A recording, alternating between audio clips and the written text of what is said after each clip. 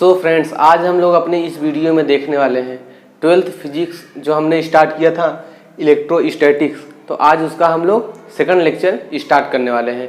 तो first lecture में हमने देखा था इलेक्ट्रोस्टैटिक चार्जेस क्या होते हैं, क्वांटाइजेशन ऑफ चार्ज देखे थे, उसके बाद हम लोग कंजर्वेशन ऑफ चार्ज देखे थे।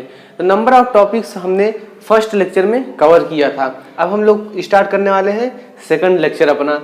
तो सेकंड लेक्चर में हम लोग आज देखने वाले हैं, पहला तो देखेंगे how to charge a body, मतलब एक बॉडी को चार्ज कैसे करते हैं और कैसे उसके कुछ मेथड है चार्ज करने के, वो मेथड्स को भी हम लोग देखेंगे। उसके बाद हम लोग देखेंगे कूलम्ब्स लॉ और कूलम्ब्स लॉ, उसके बाद Coulomb's law in vector form देखेंगे जो हमारे बोर्ड में बहुत ज़्यादा लिखने को लिए आता है। देन हम देखेंगे उस पर न्यूमेरिकल्स। तो चलिए स्टार्ट करते हैं आज हम लोग अपने इस लेक्चर में how to charge a body.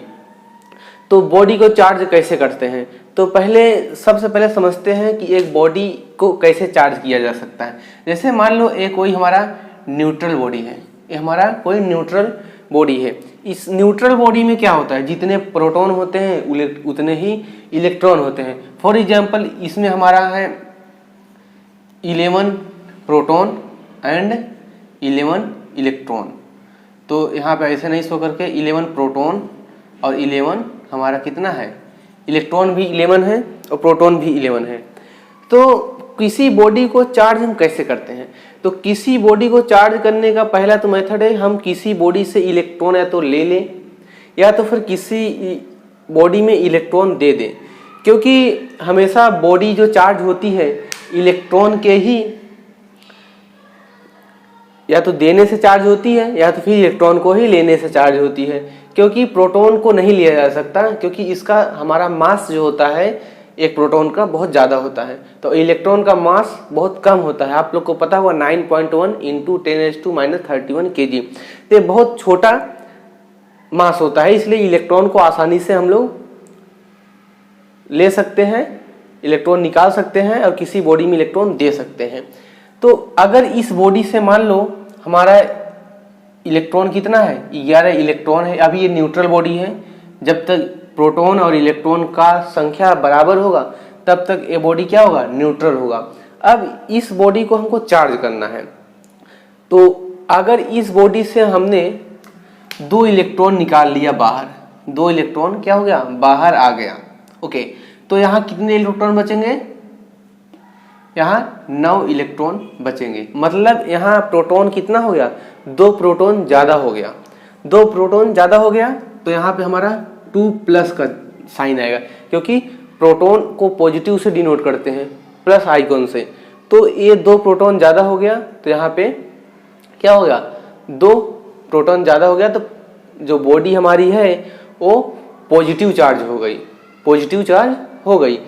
अब फॉर एग्जाम्पल मान लो इस बॉडी को हमको निगेटिव चार्ज करना है,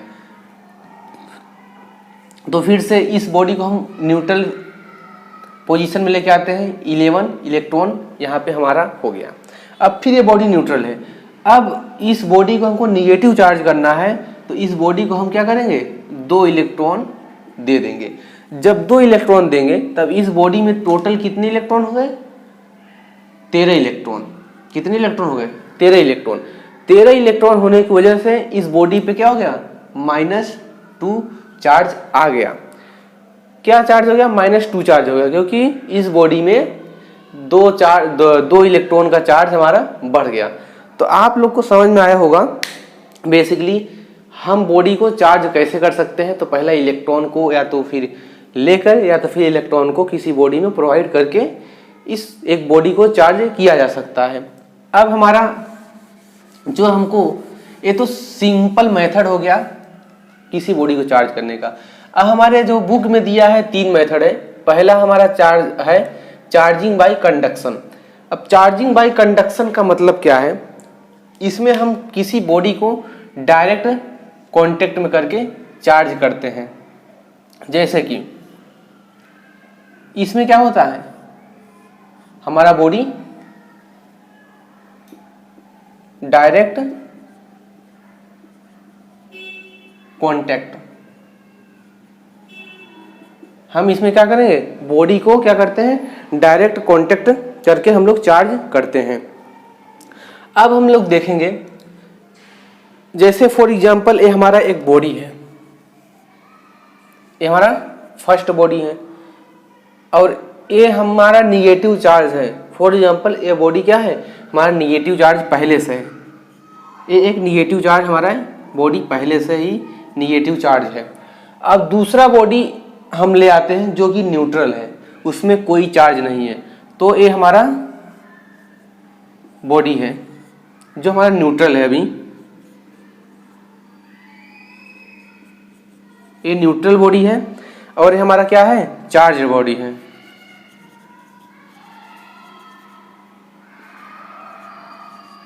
ये हमारा चार्ज बॉडी है, ये न्यूट्रल बॉडी है।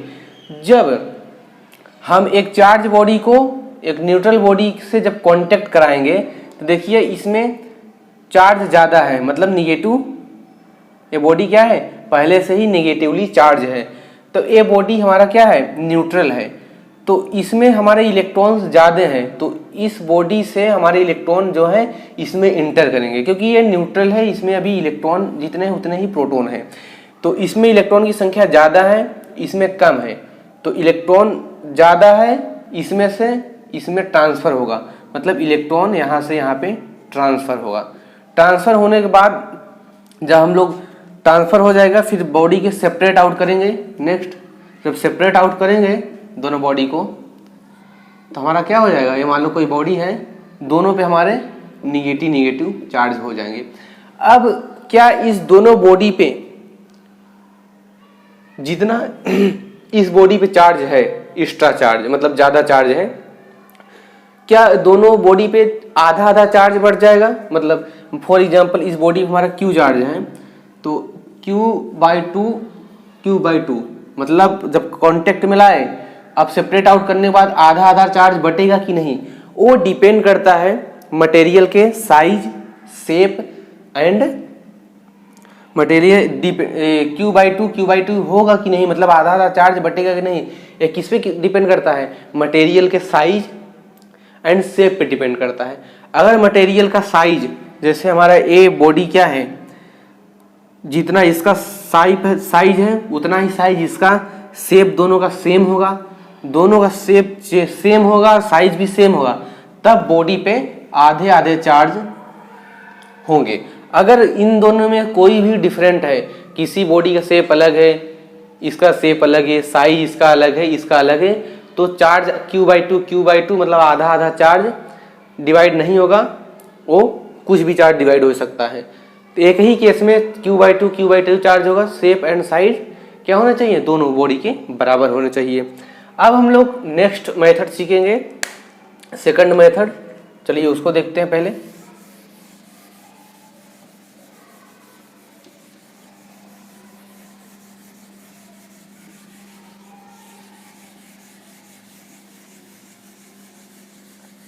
नेक्स्ट हमारा होता है चार्जिंग बाय इंडक्शन। दूसरा क्या होता है, charging by induction.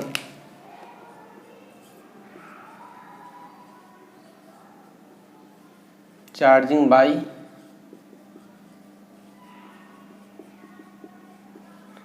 By induction.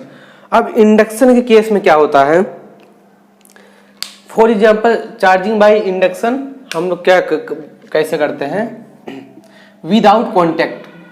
हम लोग किसी बॉडी को कांटेक्ट नहीं करेंगे, विदाउट कांटेक्ट करके हम लोग चार्ज करेंगे। चलिए हम लोग समझते हैं, विदाउट कांटेक्ट। हम लोग दो बॉडी को कांटेक्ट पर नहीं लाएंगे। फॉर एग्जांपल ये हमारा कोई बॉडी है जो कि अभी हमारा न्यूट्रल है,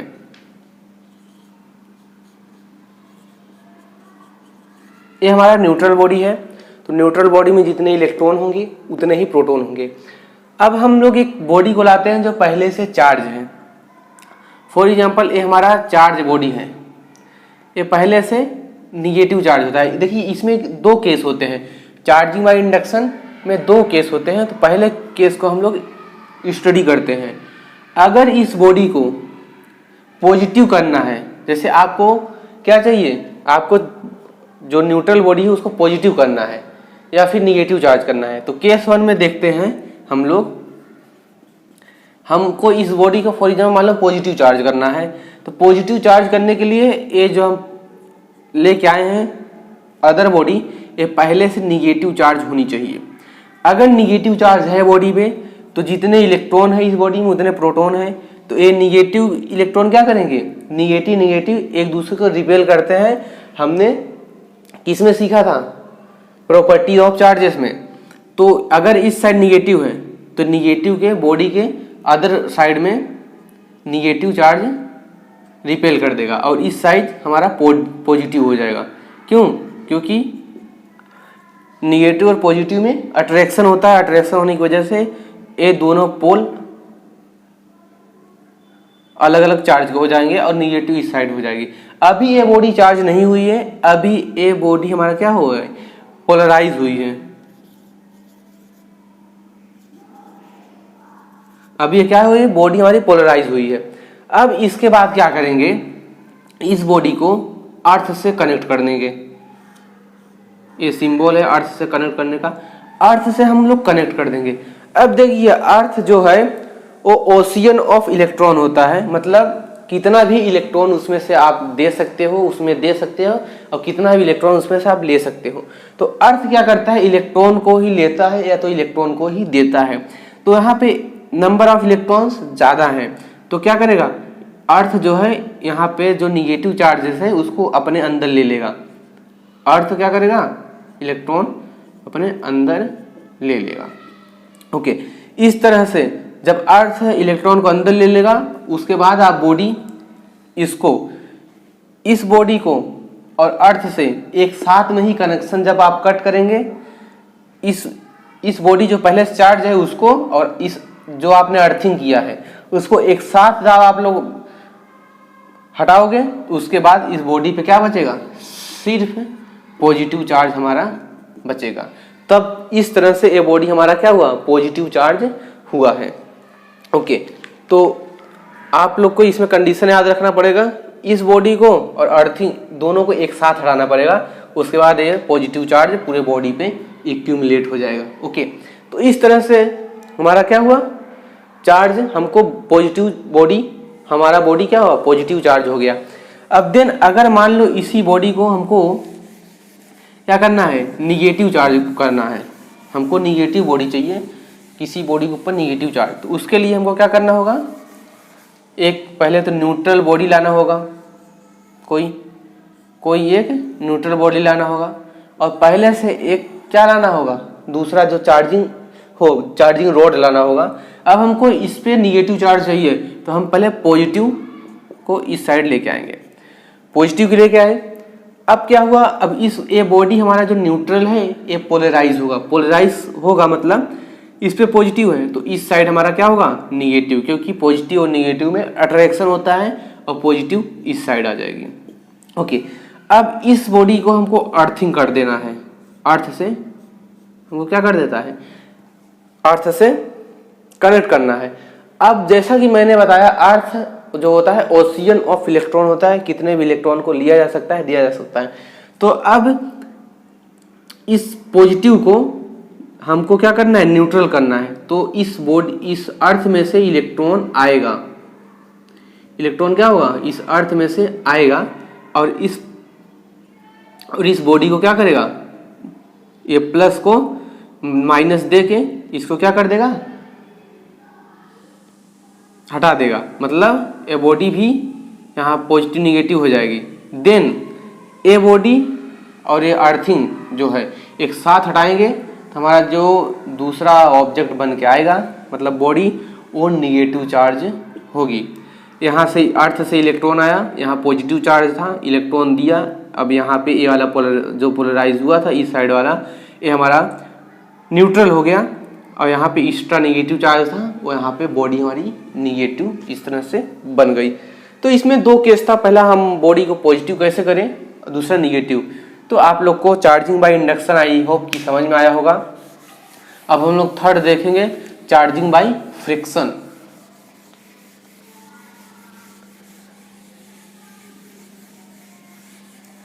नेक्स्ट क्या है, चार्जिंग बाय फ्रिक्शन।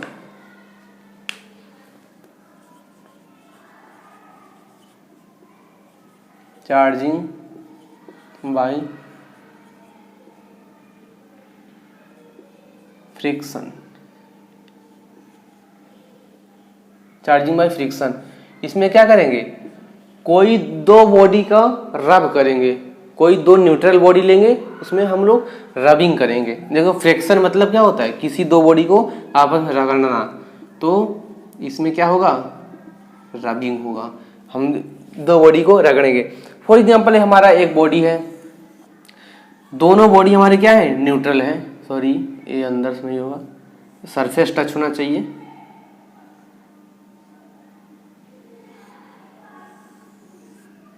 ये हमारा दो बॉडी है, दोनों क्या है, न्यूट्रल है, ये भी न्यूट्रल, ये भी न्यूट्रल, दोनों बॉडी न्यूट्रल है। अब जितने इलेक्ट्रॉन प्रोटॉन इसमें है उतने ही इलेक्ट्रॉन प्रोटॉन इसमें है, मतलब इस बॉडी में जितने इलेक्ट्रॉन है उतने ही प्रोटॉन इसमें भी है, और इस बॉडी में जितने इलेक्ट्रॉन है इतने ही प्रोटॉन इसमें भी है। तो अब जब हम दोनों बॉडी को आपस में रगड़ेंगे तो उसमें हीट जनरेट होगा। हीट क्रिएट होने पे क्या होता है, इलेक्ट्रॉन एक्साइट होते हैं, इलेक्ट्रॉन एक्साइट होंगे, तब वो डिपेंड करता है बॉडी के मटेरियल के ऊपर, कौन सा मटेरियल ज़्यादा इलेक्ट्रॉन एक्सेप्टेबल है और कौन सा इलेक्ट्रॉन ज़्यादा एक्सेप्टेबल है, उसके अकॉर्डिंग हमारा इलेक्ट्रॉन किसी बॉडी से किसी बॉडी में चला जाएगा। जैसे ये बॉडी हमारा ज़्यादा एक्सेप्ट कर सकता है इलेक्ट्रॉन, तो इसमें से क्या होंगे, हमारे इलेक्ट्रॉन होंगे। पहले तो जितने भी हमारे ऐसे ही होते हैं ना स्ट्रक्चर, सॉलिड स्ट्रक्चर, तो आप लोगों ने केमिस्ट्री में पढ़ा होगा, तो रबिंग करेंगे तो इलेक्ट्रॉन की एनर्जी मिलेगी, और एनर्जी को क्या बोलते हैं, इलेक्ट्रॉन एक्साइट होंगे, तो वो बॉडी के ऊपर डिपेंड करता है कौन सा मटेरियल ज़्यादा इलेक्ट्रॉन एक्सेप्ट कर सकता है। तो फॉर एग्जांपल ये ज़्यादा एक्सेप्टेबल मैं समझ रहा हूँ, मतलब एज्यूम कर रहा हूँ, तो इसमें से इलेक्ट्रॉन इसमें आ गए। तो अब इस बॉडी को जब हम लोग सेपरेट आउट करेंगे तो किसी बॉडी पे ज़्यादा इलेक्ट्रॉन होगा, तो किसी बॉडी कोई ज़्यादा पॉजिटिव होगी तो कोई ज़्यादा निगेटिव होगी। हमने इसमें इलेक्ट्रॉन भेजा है तो इसमें हमारा क्या हुआ, ये बॉडी निगेटिव हो गई और ये पॉजिटिव हो गई है। अब जो हीट, जिस हीट की वजह से इलेक्ट्रॉन हमारे इस बॉडी से इसमें इंटर किए, उस हीट को क्या बोलेंगे, उस हीट को बोलते हैं थर्मल एनर्जी।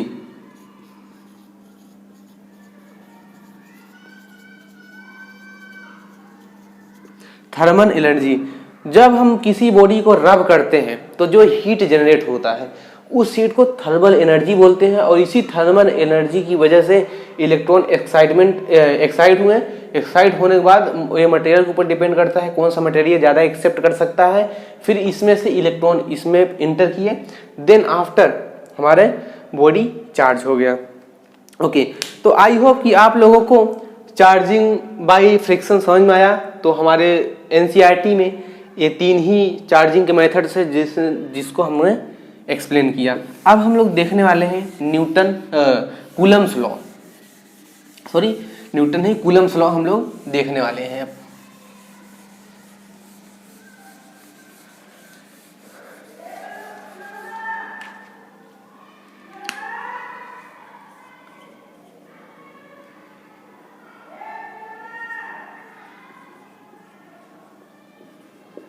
कूलम्स लॉ, तो कूलम्स लॉ क्या होता है, देखिए, तो हमारा जो कूलम्स लॉ होता है उसमें हम किसी दो चार्ज को रख के उसका फोर्स को एनालिसिस करते हैं।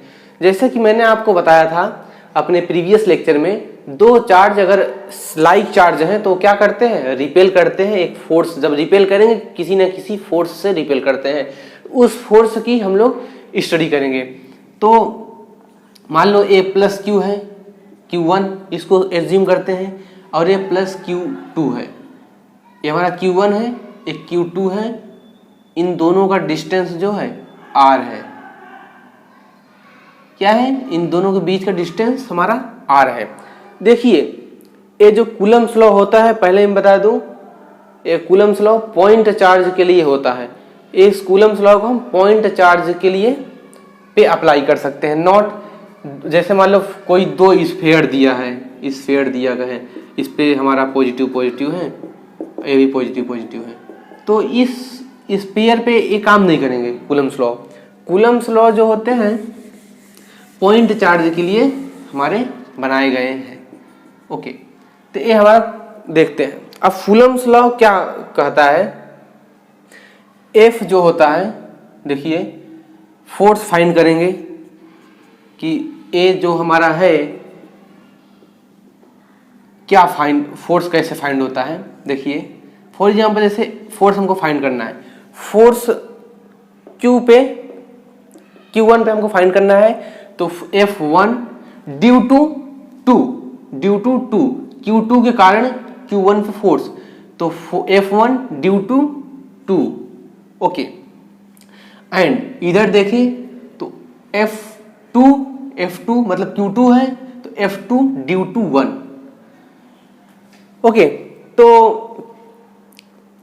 F12 एंड F21 ये दोनों क्या होंगे, इक्वल एंड अपोजिट होंगे, इक्वल एंड अपोजिट। तो F12 equal to minus F21, तो हमारा जो दोनों फोर्स होते हैं वो बराबर होते हैं, और ये जो निगेटिव साइन है उसका मतलब क्या है, ये डायरेक्शन शो कर रहा है। ओके, बाकी F12 F21 ये सेम होते हैं।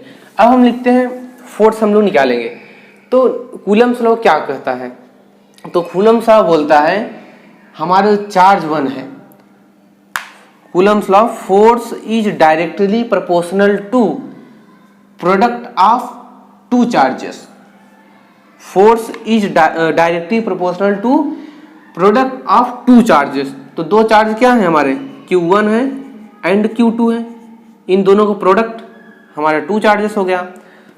F directly proportional to Q1 and Q2। Okay, then हमारा क्या बोलता है Coulomb's law, F directly proportional to square of distance between two charges. तो हमारा F is inversely proportional to square of distance between two charge, तो 1/r²। तो equation 1 and equation 2 जब हम इस दोनों इक्वेशन को एक साथ लिखेंगे तो F directly proportional to Q1 Q2/r²। जब हम लोग इस r को, इस प्रोपोर्शनलिटी को, साइन को हटाएंगे तो हमारा F जो निकल के आएगा K Q1 Q2 divide by r²। अभी हम इसके बारे में और बताएंगे, एक्सप्लेन करेंगे आपको। ये तो हमारा डेरिवेशन। अब इसके कुछ सेंटेंस हम लोग पहले लिख लेते हैं। Force the force between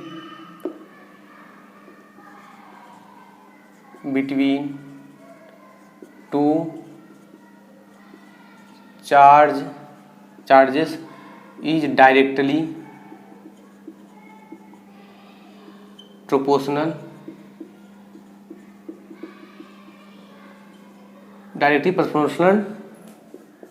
to product of two charges, product of to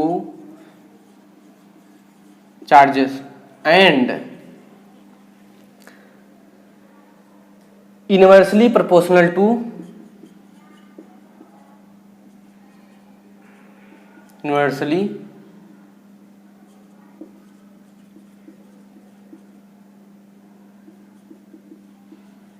inversely proportional to square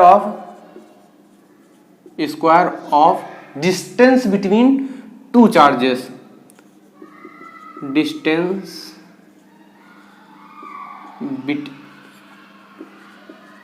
between two charge.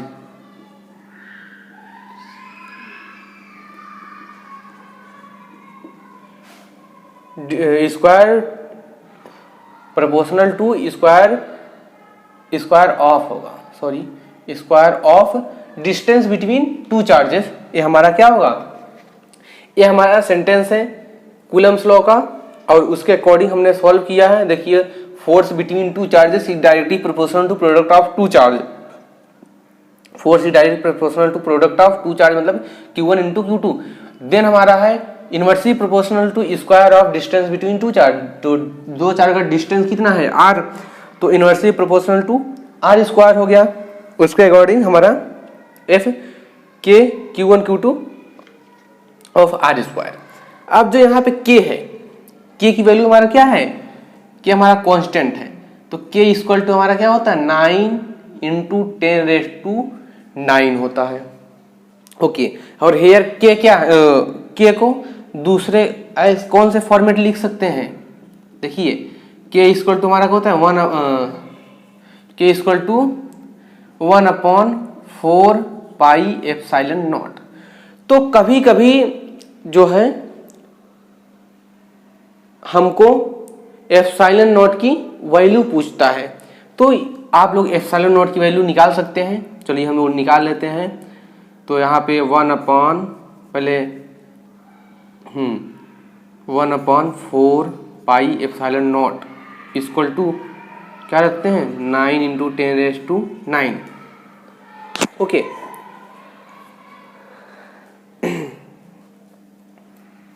अब इसको आप लोग यहाँ से इसको कॉमन ले लो, एप्सिलॉन नॉट एंड 4 पाई को उधर भेजो, देन आप लोग मल्टीप्लाई करोगे तो एप्सिलॉन नॉट की जो आप कैलकुलेशन करेंगे, एप्सिलॉन नॉट की वैल्यू कितना आएगा, epsilon naught equal to 8.85 into 10⁻² -12 हमारा आता है। तो इस तरह से आप लोग एप्सिलॉन नॉट की वैल्यू आप लोग कैलकुलेट कर सकते हैं। ओके, अब हम यहाँ पे देखते हैं कि हमारा जो ये फोर्स है वो तो न्यूटन में होता है। यहाँ पे हमको के का हमारा यूनिट पूछता है, तो इसको के की यूनिट हमको फाइंड करना पड़ेगा। तो चलो हम लोग के की यूनिट फाइंड कर लेते हैं यहाँ से। F equal to K Q1 Q2 by R square, तो R को इधर भेजेंगे, F into R square equal to K Q1 Q2। तो K को जब सेपरेट आउट करेंगे यहाँ से, तो इसको मिटाएंगे और इस साइड Q1 एंड Q2 आएगा। तो हमारा जो K का यूनिट होगा वो क्या होगा, न्यूटन पर F फोर्स है, फोर्स की किस में मेजर करते हैं, न्यूटन। रेडियस R क्या है, इसमें डिस्टेंस है, डिस्टेंस का ऐसा यूनिट मीटर, तो metre square divide by Q1 Q2 मतलब कूलम होता है, तो एक डबल Q है तो कूलम स्क्वायर हो जाएगा, कूलम की स्क्वायर। तो यूनिट ऑफ K जो हमारा है वो क्या हो जाएगा, हमारा newton metre, unit of K,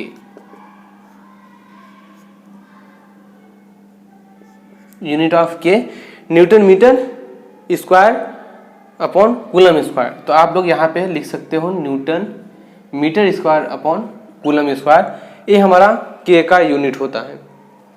तो इस तरह से आप लोग फाइंड कर सकते हो। और सेकंड चीज, तो आप लोग का आई होप कि कूलम लॉ आपको समझ में आया होगा। इस तरह से आप लोग इसका डेरिवेशन कर सकते हैं। और यहाँ पे K कांस्टेंट होता है, कांस्टेंट का जो हमारा वैल्यू होता है 9 into 10⁹ newton metre square divide by coulomb square. K को अनदर फॉर्म में 1/4 पाई एप्सिलॉन नॉट भी लिख सकते हैं। तो ये हमारा फोर्स से हमने यूनिट ऑफ K भी फाइंड किया। ओके, तो अब हम लोग सीखेंगे अपने, मतलब इसको हटाएं, अब हम लोग क्या सीखेंगे। पहला तो हमने बताया F is inversely proportional to 1/r square. तो इसका हम लोग पहले ग्राफ देख लेते हैं। तो F is directly proportional to 1/r square, तो यहाँ फोर्स रखते हैं और यहाँ हम R रखते हैं। तो हमारा क्या होगा, जो हमारा कर्व बनेगा वो इस टाइप से बनेगा, कुछ ऐसा, इस टाइप से कर्व बनेगा। तो इससे हमारा कभी कभी क्वेश्चन आता है, पेपर में कर्व भी पूछते हैं, और क्वेश्चन आता है कि हमारा फोर्स भाई इतना है, और अगर हम लोग इसके डिस्टेंस को दुगना कर दिया जाए, डबल कर दिया जाए, तो हमारा नेट फोर्स कितने गुना बढ़ जाएगा। तो F फॉर एग्जाम्पल हम लेते हैं कि फोर्स हमारा डिस्टेंस डबल हो गया, R इधर डबल हो गया। तो अब देखते हैं F डायरेक्टली प्रोपोर्शनल टू 2 का स्क्वायर, मतलब F डायरेक्टली प्रोपोर्शनल 1/4 हो गया, 4 हो गया। तो मतलब फोर्स कितना बढ़ गया हमारा, इधर ले जाएंगे तो डायरेक्ट हमारा 4 गुना फोर्स बढ़ गया। ओके, तो आप इस तरह से, अब इधर डबल हम लोग 3 गुना कर सकते थे, तो R=3, यहाँ पे अगर 3 करेंगे तो यहाँ पे हमारा कितना आ जाएगा, 9 आ जाएगा। तो फोर्स कितना गुना बढ़ गया, 9 गुना बढ़ गया। तो इस तरह से हमारे छोटे छोटे 1-1 मार्क्स के क्वेश्चन आते हैं बोर्ड में, तो आप इस तरह से सोल्व कर सकते हैं उस क्वेश्चन को। तो इसको भी हम लोग देख लिए, देन इसको अब हम लोग नेक्स्ट देखेंगे। चलिए स्टार्ट करते हैं पहले।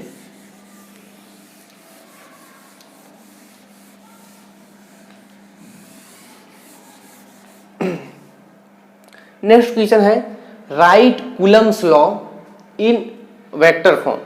ये हमारा जो है क्वेश्चन बोर्ड में बहुत बार आता है, कि उस पर न्यूमेरिकल नहीं आता, लेकिन उस पर डेरिवेशन आता है कि इसको हमको वेक्टर फॉर्म में लिखना है। तो कूलम्स लॉ को वेक्टर फॉर्म में कैसे लिखते हैं, चलिए मैं आप लोग को एक्सप्लेन करता हूँ। Coulomb's law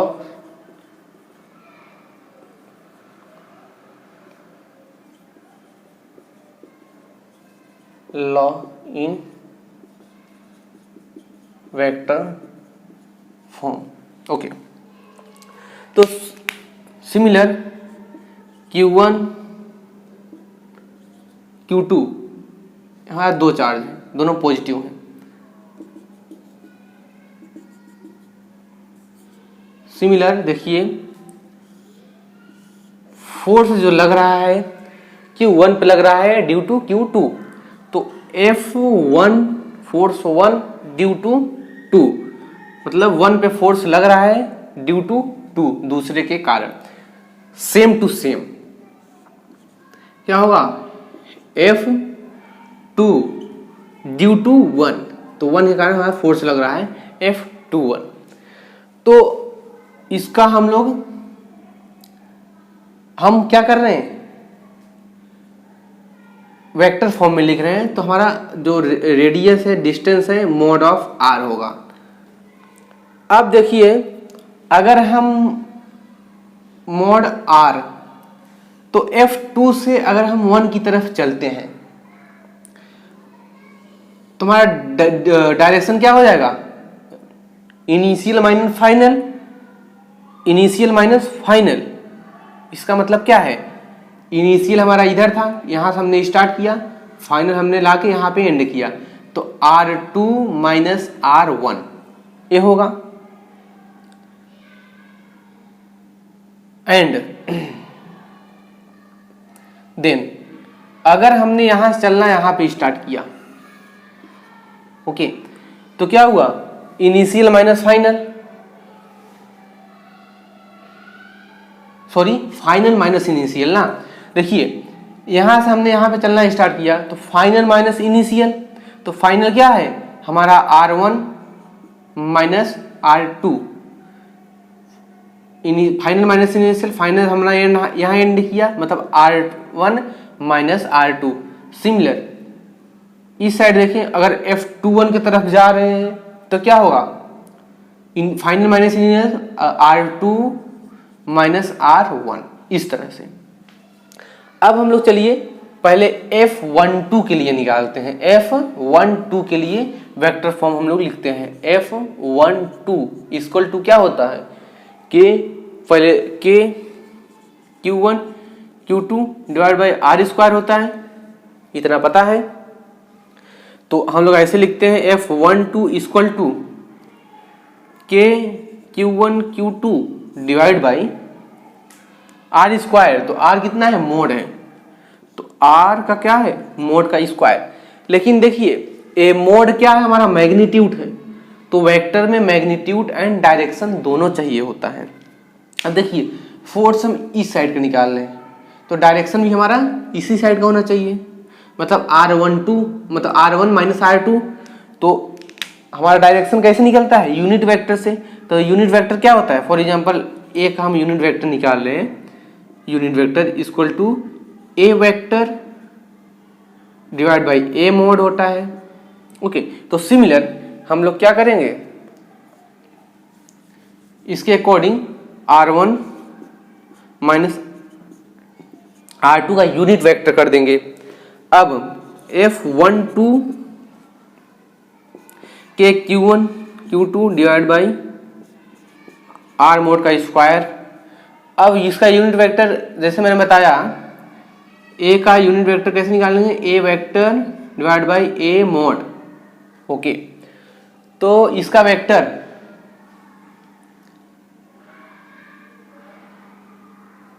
R1 minus R2, R1 minus R2 का वेक्टर हमने लिया divide by mod of A. Mod of A कितना है? मतलब R1 minus R2, R1 minus R2 का मॉड हो गया। Okay, then F12 equal to K Q1 Q2 divide by mod of R square है ना, मॉड ऑफ स्क्वायर। तो इस R की जगह क्या लिख सकते हैं? इसको लिख सकते हैं ए आर हमारा किसके बराबर है? इसी के बराबर है ना, R1 माइनस R2 लिख सकते हैं, R1 माइनस R2 का स्क्वायर इंटू, हाँ, into R1 vector minus R2 vector divide by mode of R1 minus mode of R2। Okay, तो देखिए हमारा ए वाला और ए वाला दोनों सेम है, दोनों क्या है? सेम है। तो अब हम लोग F12 फाइनल लिखते हैं K Q1 Q2 divide by A square है मोड में, A1 है तो ए क्यूब हो जाएगा। देखिए R1 माइनस R2 का cube into R1 vector minus R2 vector, R1 vector minus R2 vector. Okay, तो इस तरह से हमने F12 के लिए वेक्टर फॉर्म लिखा। तो देखिए F12 में 1 पहले है 2 बाद में, तो देखिए R1 पहले है R2 बाद में। सिमिलर 1 यहाँ पे भी 1 पहले है 2 बाद में। तो अगर आपको हम बोले F21 के लिए लिखिए तो आप लोग लिख लेंगे F21 के लिए तो K Q1 Q2 divide by mode of, देखिए इसमें 1 पहले है तो 1 बाद में, इसमें 2 पहले है तो 2, इसमें भी पहले रहेगा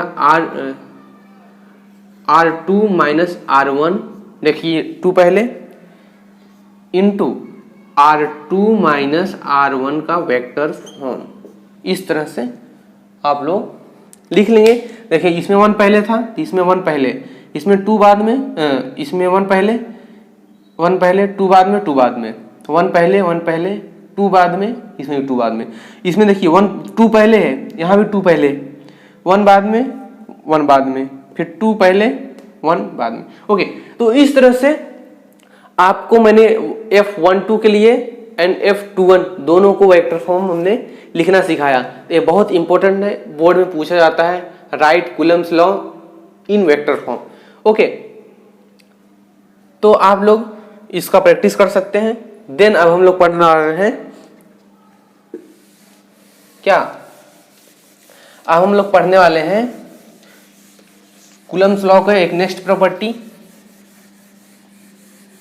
वो क्या है? देखिए हम लोग जो सिंपल कूलम्स लॉ पढ़ा था, हम लोगों ने जो सिंपल कूलम्स लॉ पढ़ा था F equal to K Q1 Q2 divide by R square, ये जो फॉर्मूला है ये केवल अप्लाई होता है वैक्यूम के लिए,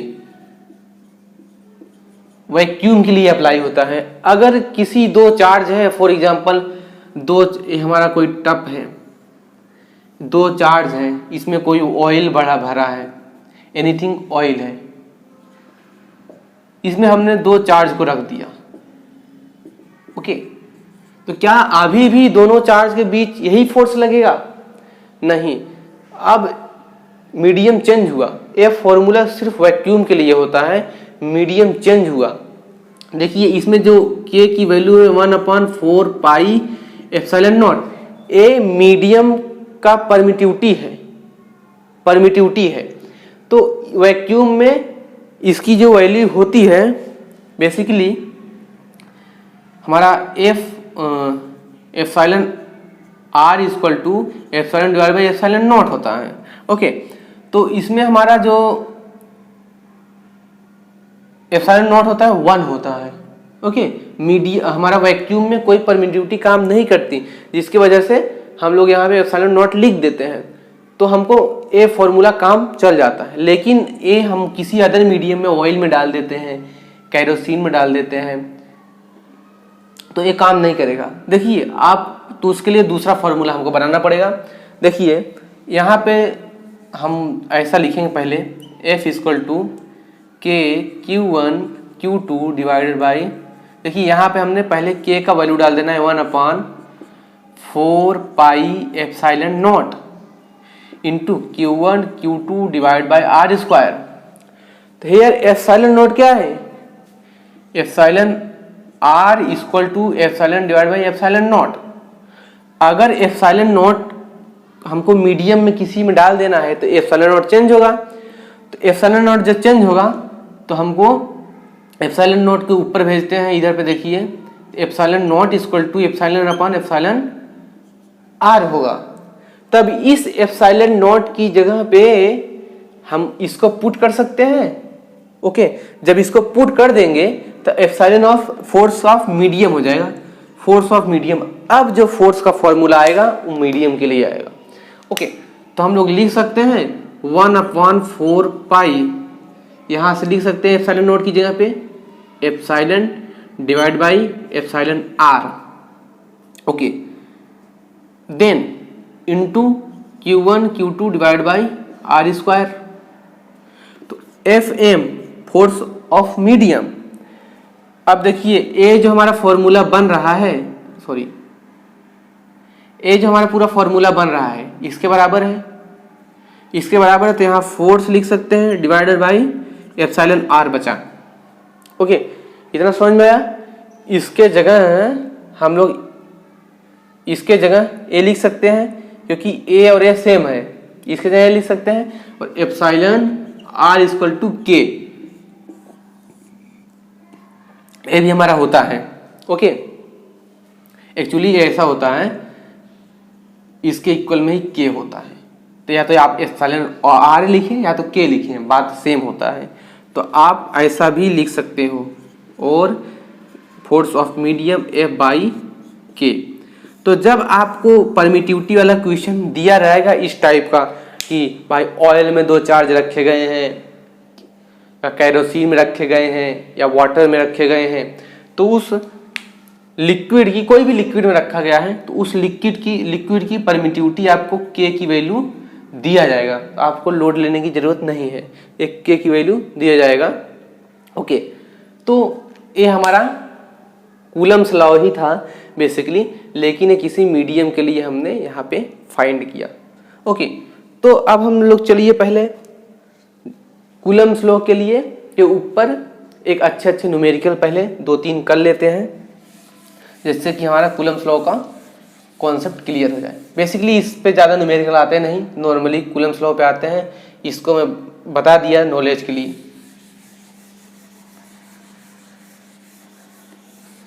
सिर्फ हम जो लोग न्यूमेरिकल जो करेंगे ओनली वैक्यूम के लिए करेंगे, क्योंकि इस पे हमारे न्यूमेरिकल नहीं आते हैं बोर्ड्स में। ओके, तो चलिए हम लोग कूलम्स लॉ के ऊपर न्यूमेरिकल करते हैं। तो मैं कुछ न्यूमेरिकल लिख के लाया हूँ जो हम लोग करेंगे। पहले न्यूमेरिकल में बोर्ड पे लिख लेता हूँ। a unit charge in SI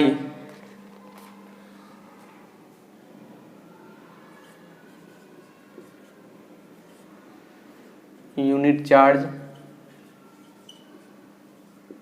in SI is that much charge is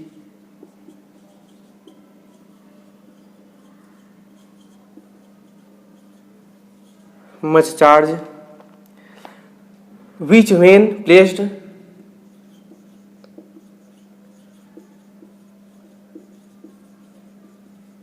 placed in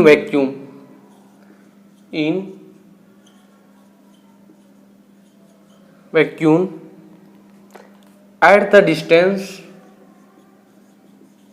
at the distance 1 meter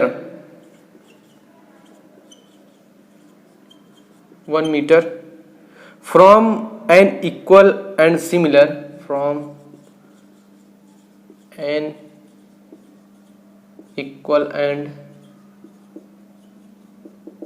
similar charge would repel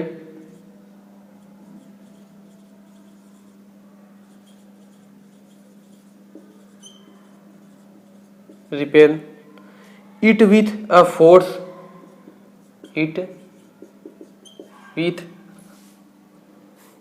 क्या है, a force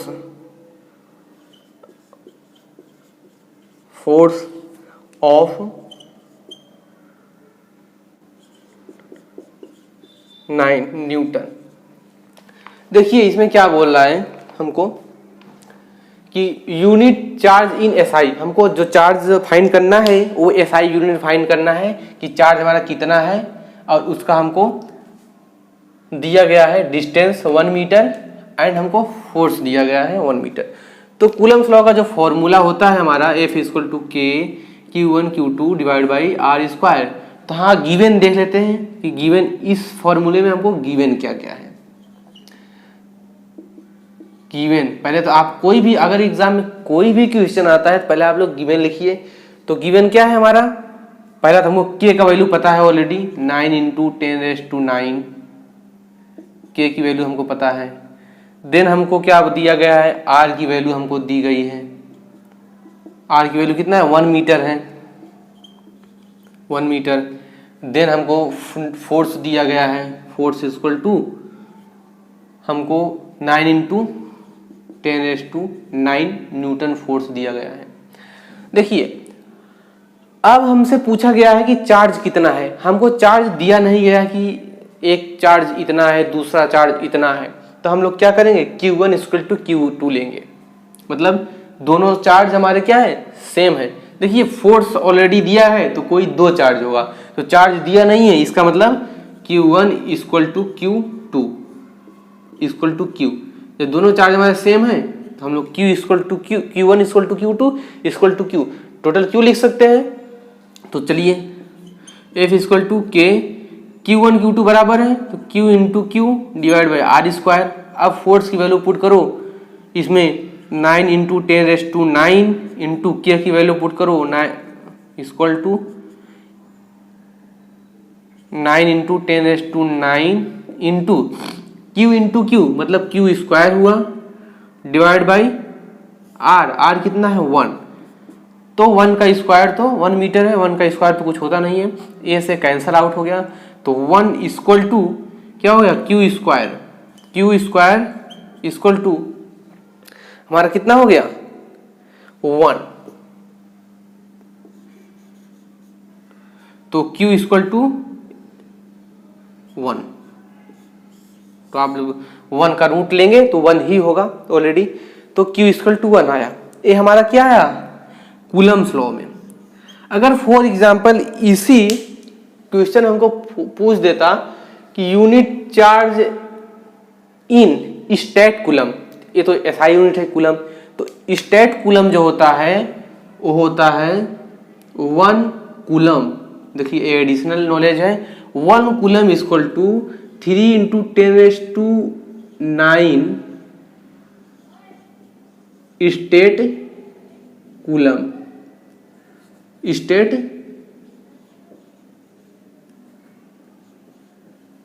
कूलम तो हमारा जो ये तो SI यूनिट में था तो 1 कूलम हो गया। अगर यही पूछा होता कि स्टेट कूलम में बताओ तो आप लोग को कूलम को वैल्यू निकाल लेते कि चार्ज का इन कूलम SI यूनिट में, फिर इसको इसके अकॉर्डिंग हम कन्वर्ट कर देते स्टेट कूलम में।